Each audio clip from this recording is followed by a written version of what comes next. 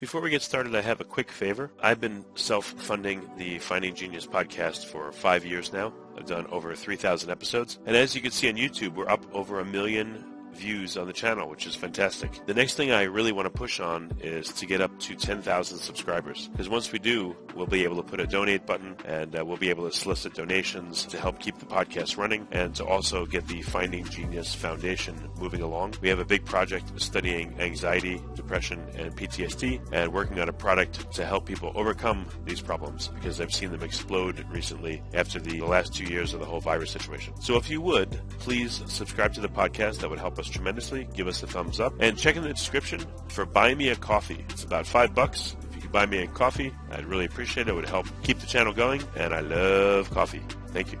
X3 is the first exercise device to deliver force in line with the variable capabilities of human movement. When you train like this, you go to a far greater level of fatigue, which triggers a commensurate level of growth. Go to x3bar.com and learn more about the professional athletes that use X3 exclusively, as well as many before and after transformations this discovery has caused. Enter the code LIFTSMARTER for $50 off at checkout. That's LIFTSMARTER without a space between the two words for $50 off at checkout. Forget frequently asked questions, common sense, common knowledge, or Google. How about advice from a real genius? 95% of people in any profession are good enough to be qualified and licensed. 5% go above and beyond. They become very good at what they do, but only 0.1% are real geniuses. Richard Jacobs has made it his life's mission to find them for you. He hunts down and interviews geniuses in every field: sleep science, cancer, stem cells, ketogenic diets, and more. Here come the geniuses. This is the Finding Genius Podcast with Richard Jacobs. Hello, this is Richard Jacobs with the Finding Genius Podcast, now part of the Finding Genius Foundation. I have John Jaquish. He's a scientist, inventor, and a Wall Street Journal best-selling author. We're going to talk about his main premise that weightlifting is a waste of time. He's the author of a book, same name. Weightlifting is a waste of time, so is cardio, and there's a better way to have the body you want. So, John, thank you for coming. Hey, Richard, thanks for having me. If you would, tell me and tell listeners a bit about your background and what got you interested in weightlifting and what led to the creation of your products. Yeah, so I started my career in life sciences through developing a medical device. When I was in my late 20s, my mother was diagnosed with osteoporosis. She was pretty sad about it.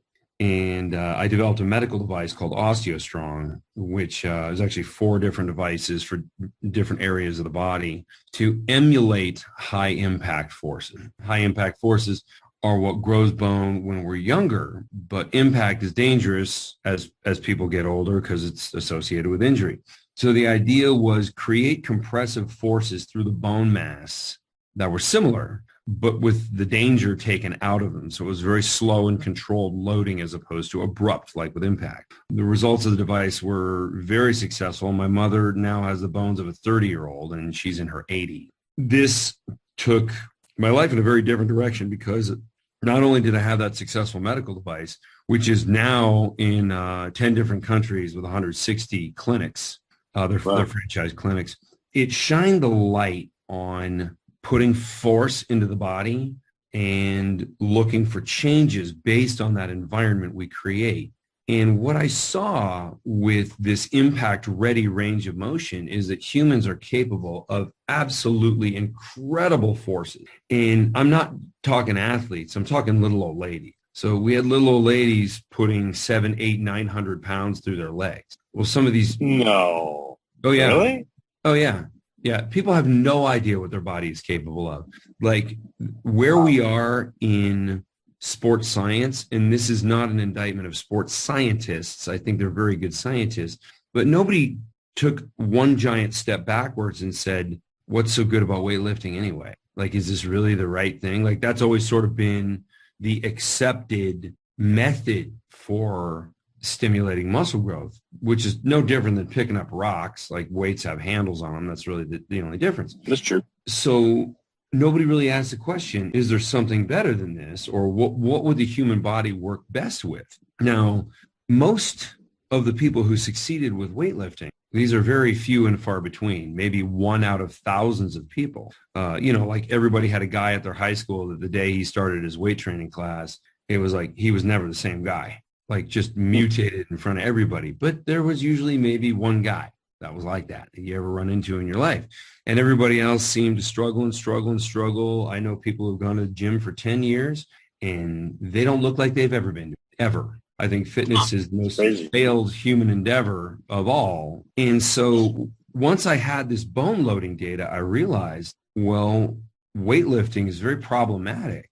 And I actually came across a quote from Dr. Peter Attia where he said, the problem with weightlifting is you overload joints and underload muscle. And that's absolutely true. Like we pick a weight when we lift weights based on what we can handle in our weakest range of motion. What do we know about our weakest range of motion? Well, the least amount of muscle is involved. So the only time the muscle is really taxed is when the least amount of muscle is. And then at the same time, that's where the majority of the joint damage happens. There's not enough evidence on this, but one might be able to say that's where all joint damage happens. So it just got me to a point where I thought, wow, what we need to do is focus on variable resistance. Now, people have realized that there is such a thing as variable resistance. And so they would add bands to weights or just do workouts with just bands, and nothing really worked. And the problem was they didn't have a way to manage the variable resistance, and they had no idea of what ratio of variance was proper.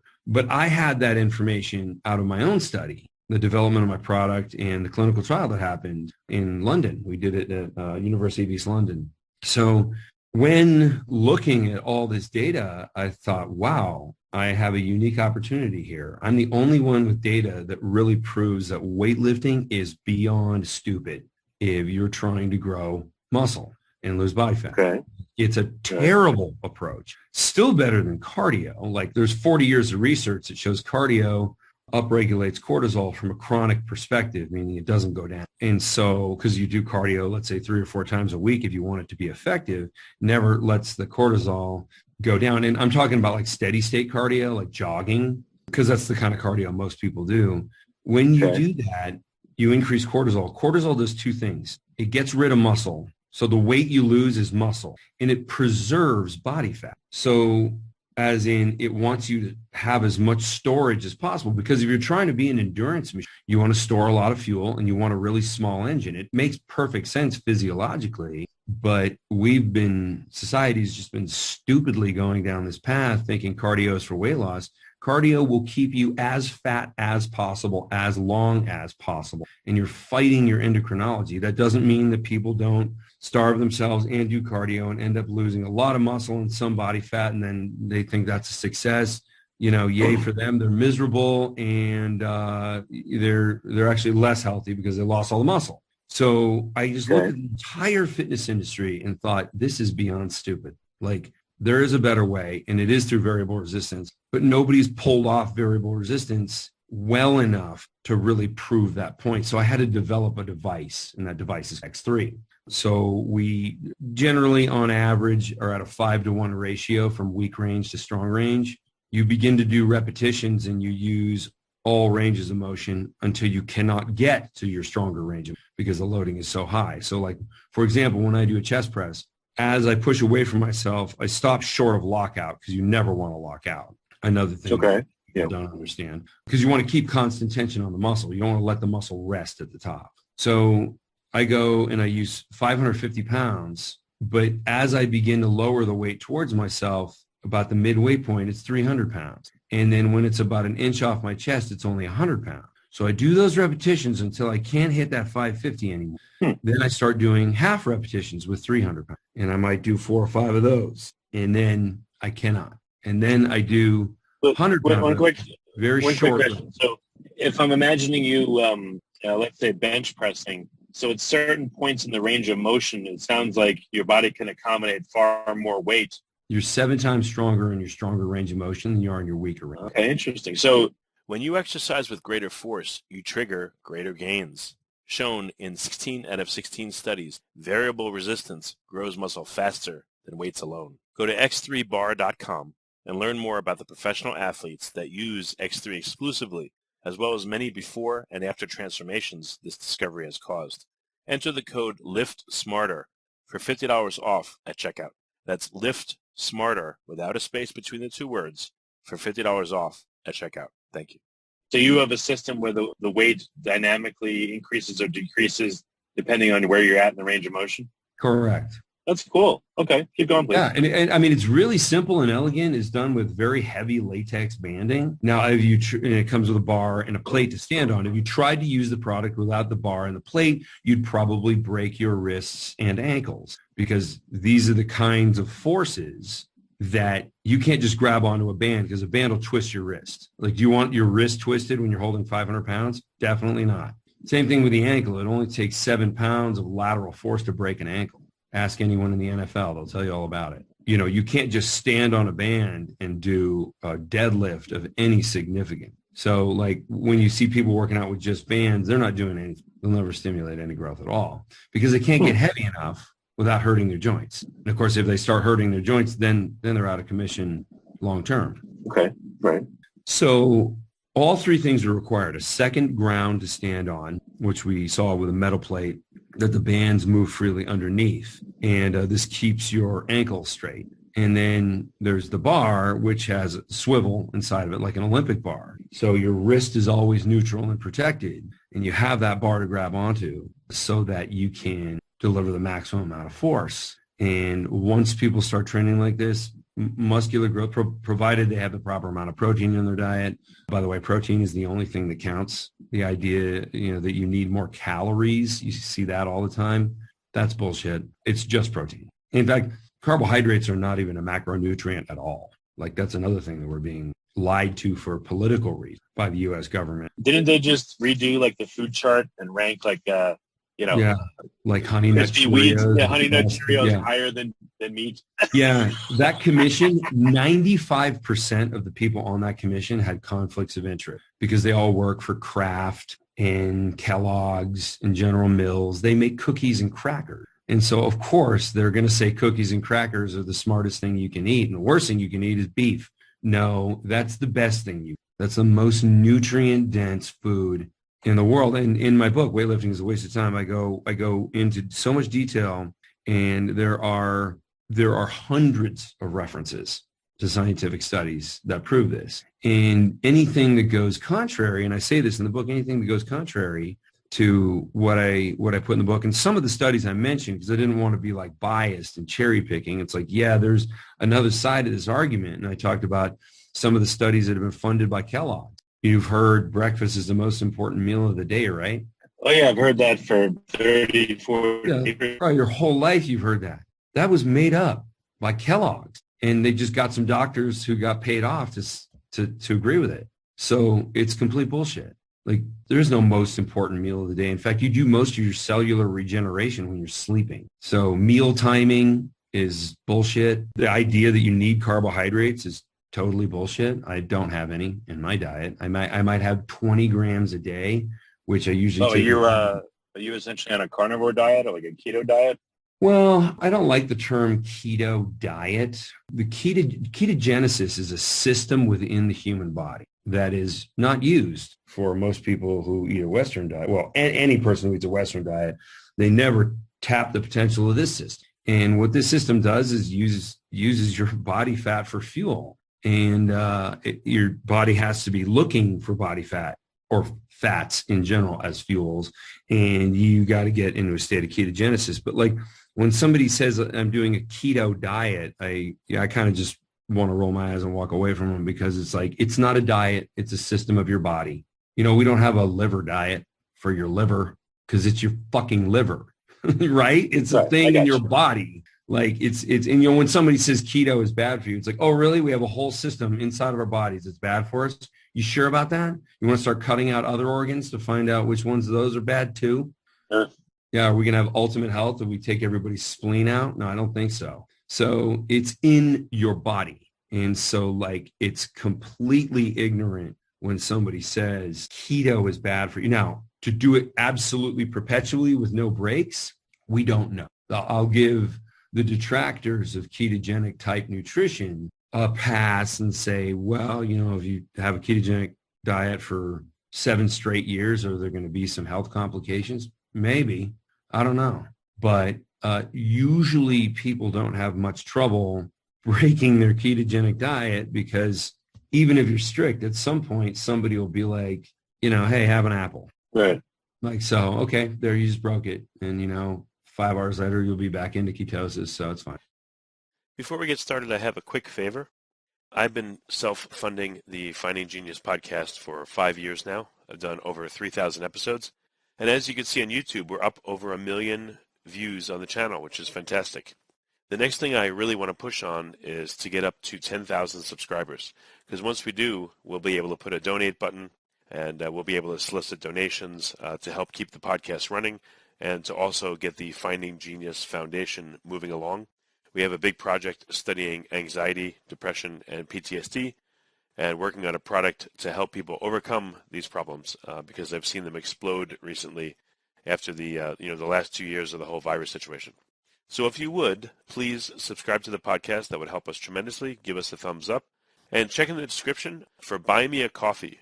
It's about $5. If you could buy me a coffee, I'd really appreciate it. It would help keep the channel going, and I love coffee. Thank you. So what is, just to skip ahead and we'll come right back, but what does your week of fitness look like? Like, what are the activities? And again, what does it look like for you, just to give people a quick idea? I usually eat 1 meal a day. That's at the end of the day. It is primarily steak. I take one supplement called Fortigen, which gives me about the equivalent of 150 grams of protein. And I try and get to about 250 grams. So that means every night I'm eating a pound or 1.5 pounds of steak. And that's it. You have no vegetables. You have this one supplement. No. You have, I'm sure it's grass-fed good steak, but that's what you eat every day. It is. Well, it depends on where I am. If I'm in California, that's easy to find. That's where I live. But if I'm in Kansas City, it's corn-fed. That's what they, so, the nutrients are a little less dense, but there's not a huge difference between the grass-fed and sort of the farm-raised. But even now, McDonald's beef is grass-fed up until the last 3 weeks of the cow's life. And then it's corn-fed, so it can be marbled and there can be some body fat. So it's corn finished, even at McDonald's? Huh. Yeah. Actually, McDonald's has super high-quality meat. They don't talk about it, though, because they didn't used to, but they do now. And they don't talk about it because they'll put out a press release that their meat is high quality. And then there'll be 5,000 articles saying McDonald's is trying to poison your children and lie to you. It's because it's just they're like the lightning rod of the fast food industry, even though they're like the least of the bad offenders. Like, I think the worst one is Panda Express. There's all kinds of chemicals in what you get at Panda Express.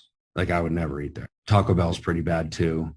But the better ones were sort of the burger places because they've really kind of cleaned up the meat and it's high quality now. There's actually a Michelin star chef who I know who used to do all the buying for meat in Europe for McDonald's. And they hired this guy for a reason, because they only want the highest quality beef going into McDonald's burgers. And he said, when I'm traveling, he lives in Iceland. He says, when I'm traveling, I always will feed my kids from McDonald's because I know it's high quality.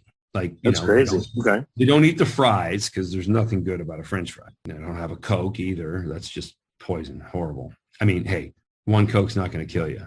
But if you drink a Coke every day, yeah, that'll probably kill you. We've got the eating part. Now, what about the physical fitness part of your week? What does that look like? My workout, when you first start using X3, you get to your whole workout in 10 minutes. The more muscular you become, the more recovery time you need. And at this point, I'm extremely muscular. I'm 6 feet tall, 240 pounds, very lean. You can see all my abs. I have veins showing in my abs. So now when I do like a deadlift, so I'm exercising spinal erector muscles, trapezius muscles, grip strength, hamstrings, and glutes. So like a large percentage of muscle in my body is being used during that movement. Like, I'm gasping for air for like 5 minutes. So it doesn't take me 10 minutes anymore. It takes me more like 25 minutes to get through a workout. But what I'll do is I'll do a set at my office, which is usually where I am, and then I'll answer emails for 10 minutes in between and then go do another set. So really, I'm doing, each set is like 2 minutes. So it's really like, of actual exercise time, it's less than an hour for the whole week. And okay, for a guy over 40 years old, I put on muscle probably faster than anyone ever. Because when I was 40, I was in, I don't know, like some people see my before picture and they're like, oh, you still look pretty strong there. Well, I had lifted weights for 20 years, but I didn't think I got much out of it. And You so should joke and tell people you're 150, now. They'd be like, oh my God. Well, 150 years old? Yeah, I was just kidding. If you tell people you're like 150 years old, they'd be like, no way. Oh, right. Yeah, that's true. But usually over 40 years old, like I finished my prototype for X3. I had a machine shop, a group of guys that make race car stuff and they did a kind of a custom aluminum sort of exterior with interior carbon steel rod connecting the two hooks on each side of the bar.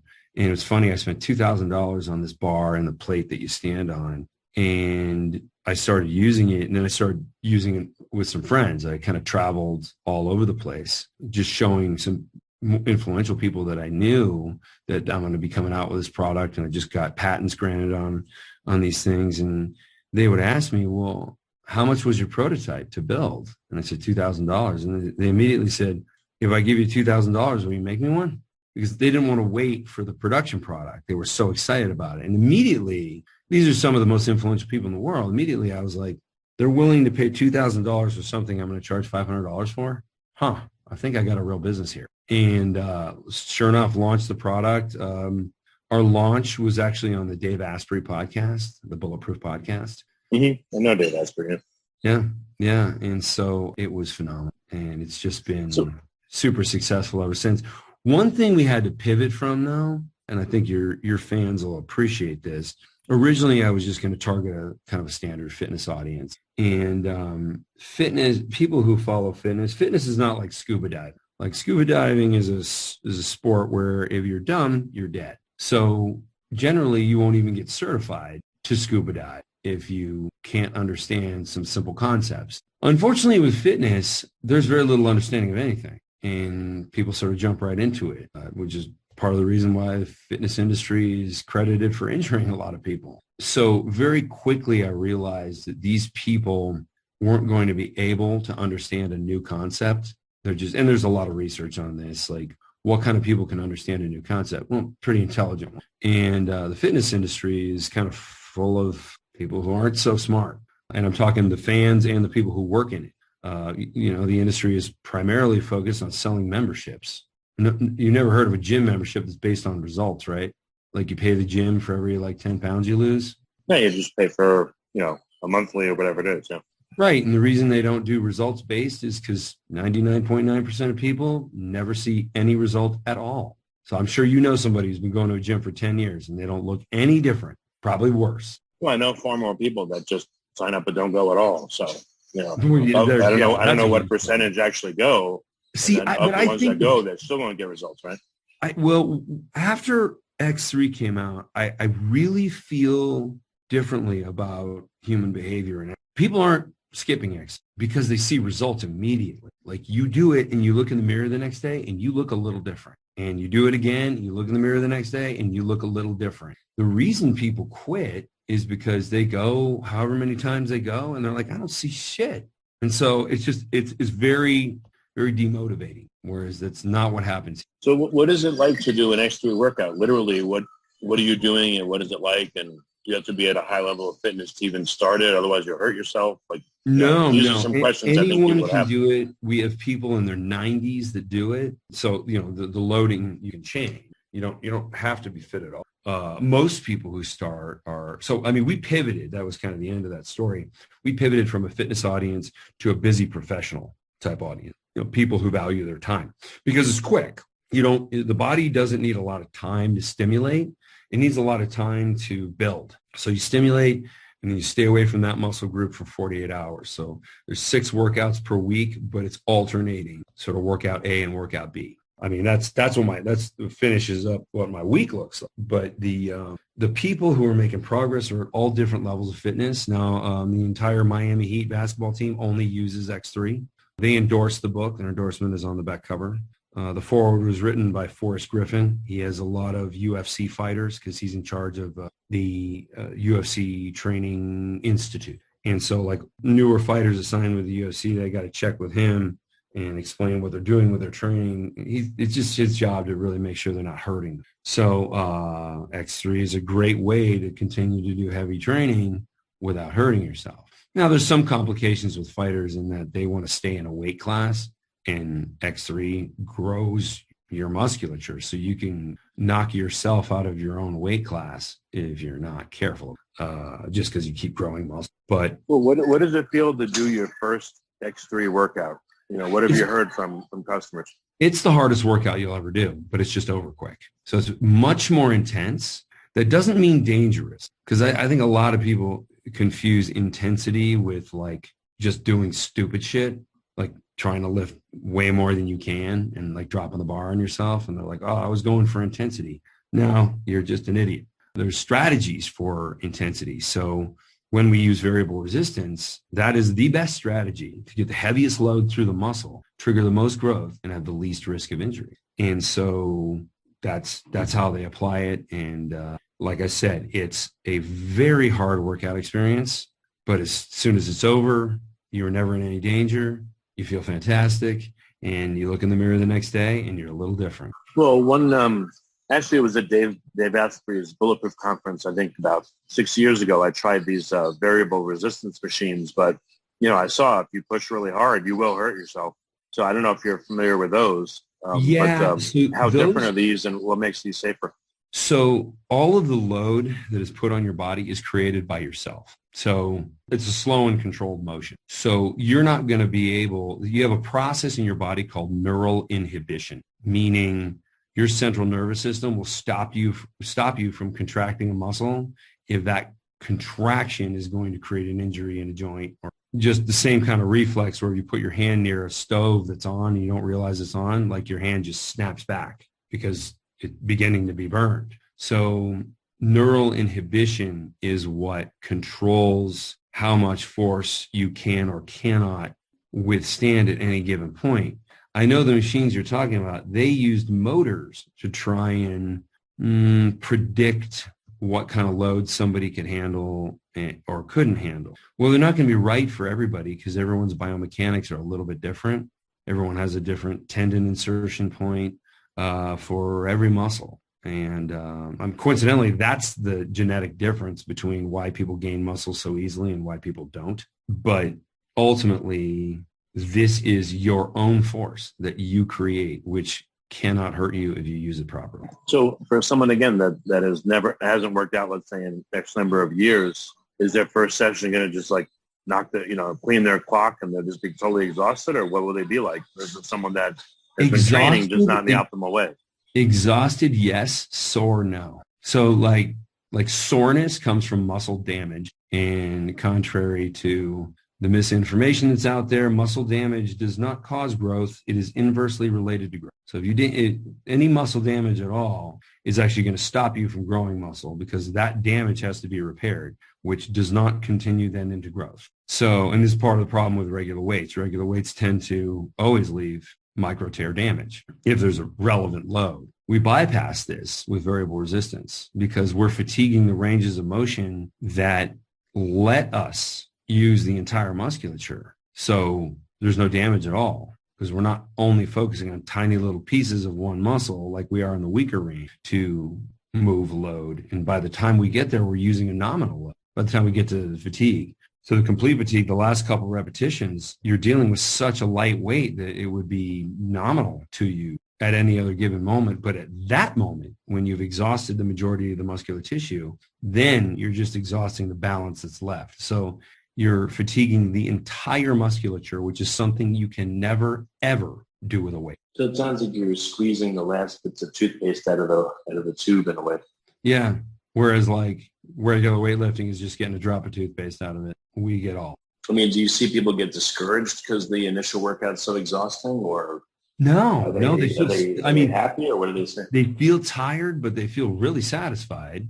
Like, wow, I didn't think like I would be so exhausted by just some heavy bands and a bar and a plate. But then over time, they just look completely different. Our before and after pictures are incredible. Like it's people, like you can recognize them but they just look like completely different level of fitness. They go from looking like usually a sort of a skinny guy or an overweight guy to looking like, somebody that was in the movie Troy, like really good shape, lean. Now, not everybody has the genetics to be big, real big, like 250 pounds of muscular. Like I've been trying to get there for a while. I think I've kind of hit my genetic limit at 240, but still at 240, I walk into NFL locker rooms because I work with 40 different NFL players. And the guys that don't recognize me, they're like, "Oh, who do you play for?" And I'm like, "No, dude. First of all, I'm 45. Second of all, I'm a scientist, not a football player." And they just don't know. They can't tell what age I'm at. And they can't, because like if you look at my body, it doesn't reconcile with the number 45 years old. And I'm usually like just conditioning wise, body fat and musculature wise, I'm right there with them. So they just figure I'm one of them. That was really weird because when I first started X3 and started working with pro athletes, they didn't say that. But then I put on, 45 pounds of muscle and, oh, who do you play for? That's pretty cool. That's probably the best compliment they can give you, right? Yeah. Yeah. Especially coming from like, it's cool when like, little kids stop me in the parking lot and ask if I'm Batman. That's kind of funny. I get Batman, I get Thor. Some kid who was like, "Where's your hammer?" And I looked at him like, "What do you mean?" And his mom was like, "He thinks you're Thor." And I'm like, "Oh, I don't bring it to groceries." That's funny.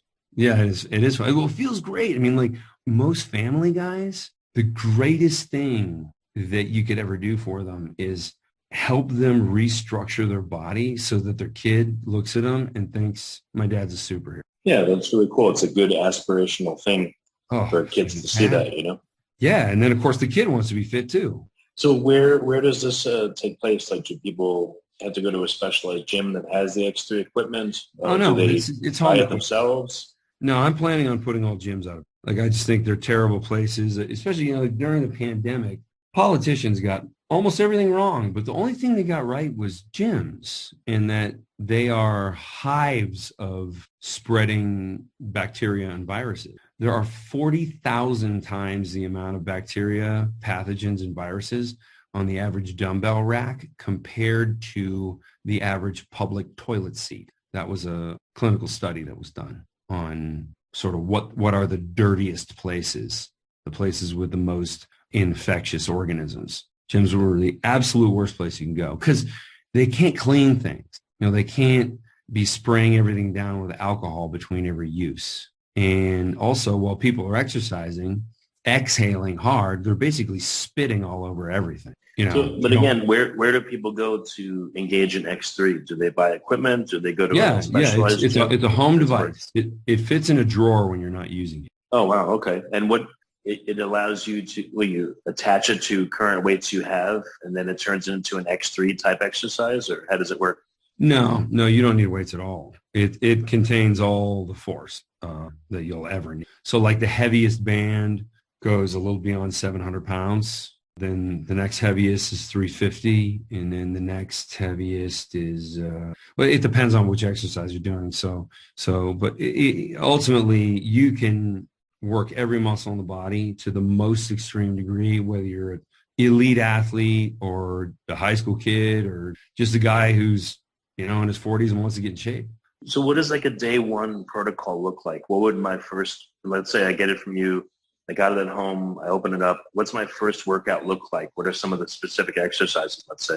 So you would do like the first workout A is pushing muscles. So you would do chest press, tricep press. You would do quadriceps, like squats, and calf raise. And then the next day you would do deadlift, bent row, so like a kind of a lat type exercise, latissimus dorsi, the sort of sides of your back, bicep curl, and overhead press. Actually, I'm sorry, you do that's the one discrepancy I have on those 2 days. You'd actually do the calf raise on that day. You do the overhead press on the pushing. I mean, calves are a pushing exercise, but we put them on the pull day because you have more pushing muscles in your body. But the pulling ones are especially dense and especially exhaust you.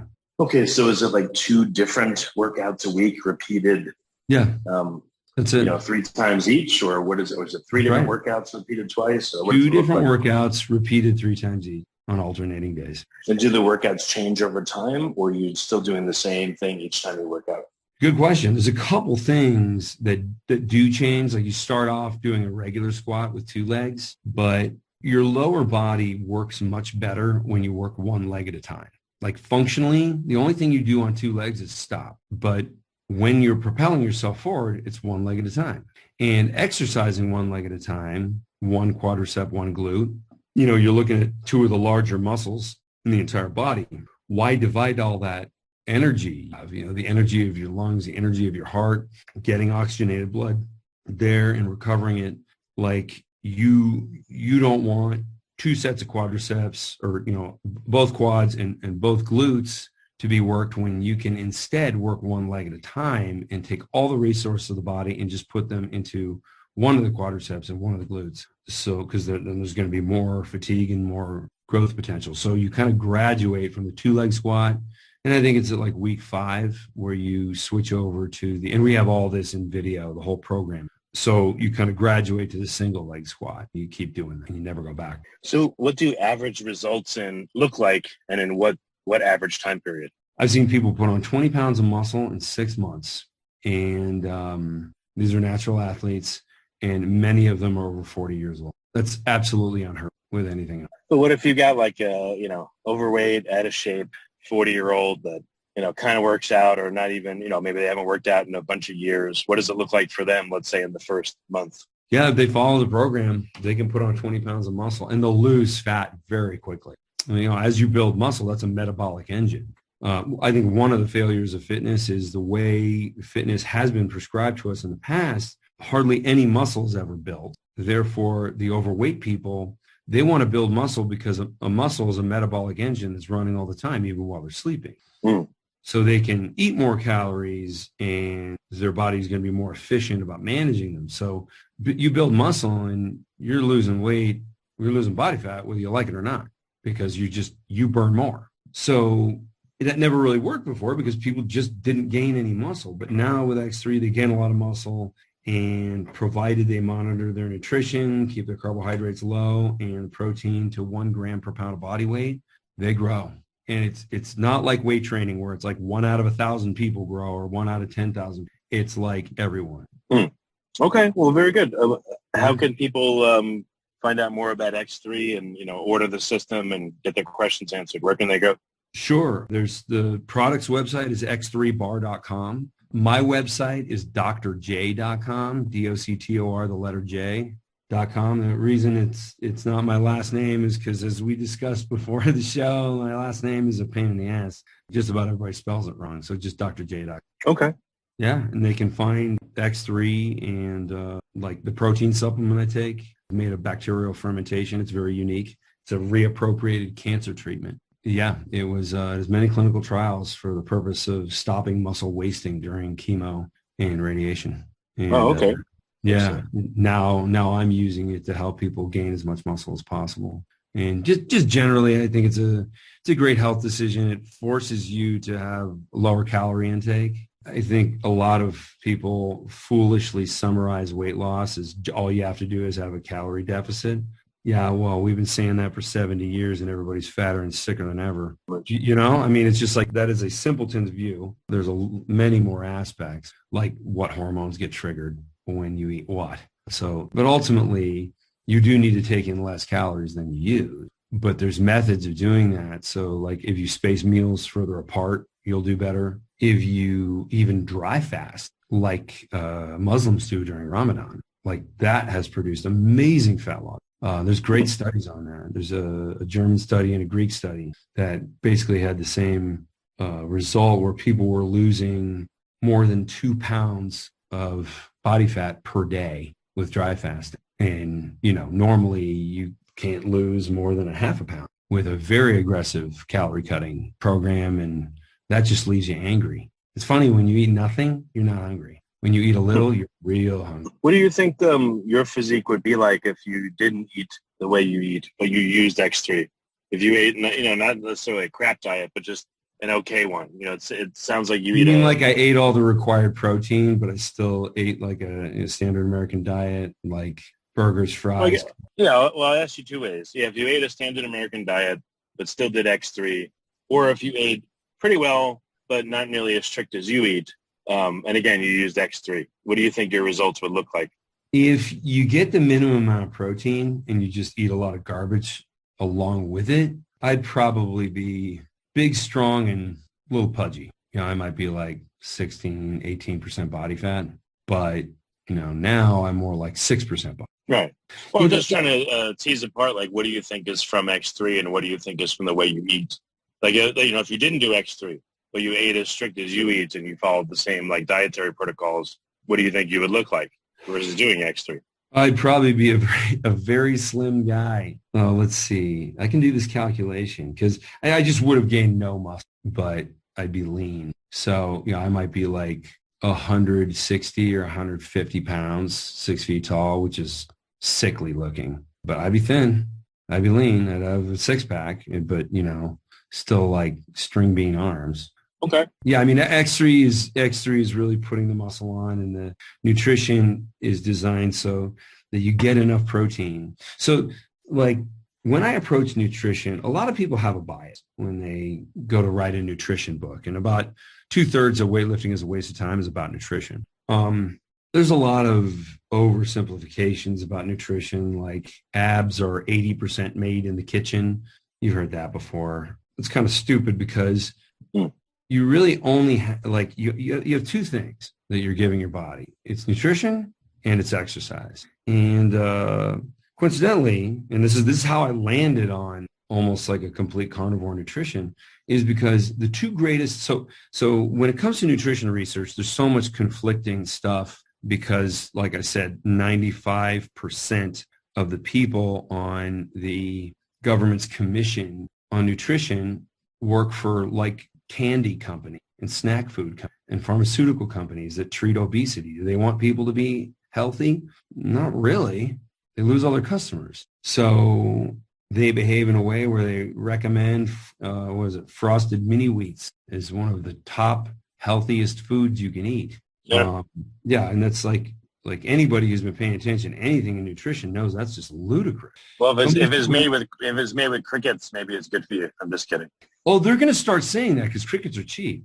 The reason we are being pushed towards carbohydrates is political. There's a group in this country that believes that whether we like it or not, we need to go socialist. Well, the government's in charge of feeding everybody. Do they want to spend 40 cents per day having you eat crickets and wheat grain and in seed oils? Or do they want to spend $20 per day feeding you steak? Well, it's the former, not the right. It's like the old movie Soylent Green. If they could, they would probably like chop up people and reconstitute them as a food for other people, like that movie. Yeah, I mean, that's a terrifying film, but we are at the point where they're making unhealthy recommendations and saying that that's healthy because that's what they want. That's what they want to pay for, as opposed to wanting to pay for people to actually be healthy. It's a shame, but that's where we are. And the snack food companies are thrilled to help. Well, very good, John. I don't want to take us too long. I'm sorry to, but I think we're ready to close out. Sure. So again, if you could just repeat, where can people go to start engaging and learning more and ordering X3 and delving into your book and all that? Where do they go? Go to x3bar.com and you can read all about the product and you can order the book from there. Like anyone who's skeptical, anyone who heard what I'm saying, and they're thinking, wow, that makes a lot of sense what he's saying, but I haven't heard any of this before. I'd like to read a little bit more about it. Read the book. The book has 260 pages, 250 clinical references. Like I back up absolutely everything I say with all kinds of research that was done by others. And I got an endorsement by Tony Robbins in his last book called Life. It was just featured in another book called Stay Off My Operating Table, talking about where cardiologists pointing out that a lot of these nutrition recommendations are absolutely killing people. And if you just eat the way I say people should eat, you would not have any cardiac problems. So it's good. Like people are coming around endorsing. And like I said, the Miami Heat. And I had a great paper that was published in Journal of Aeronautical Medicine. It's really like a NASA journal, and some NASA people were involved in that study, and it was very positive. Well, very good, John. Thank you so much for coming on the podcast. I appreciate it. Thanks, Richard. This was good. Remember, before you go, X3 is the device that will give you the body you want, one that your partner and your kids will admire you like you're a superhero. Go to x3bar.com and learn more about the professional athletes that use X3 exclusively, as well as many before and after transformations this discovery has caused. Enter the code LIFTSMARTER for $50 off at checkout. That's Lift Smarter without a space between the two words for $50 off at checkout. Thank you. You've been listening to the Finding Genius podcast with Richard Jacobs. If you like what you hear, be sure to review and subscribe to the Finding Genius podcast on iTunes or wherever you listen to podcasts. And want to be smarter than everybody else? Become a premium member at findinggeniuspodcast.com. This podcast is for information only. No advice of any kind is being given. Any action you take or don't take as a result of listening is your sole responsibility. Consult professionals when advice is needed.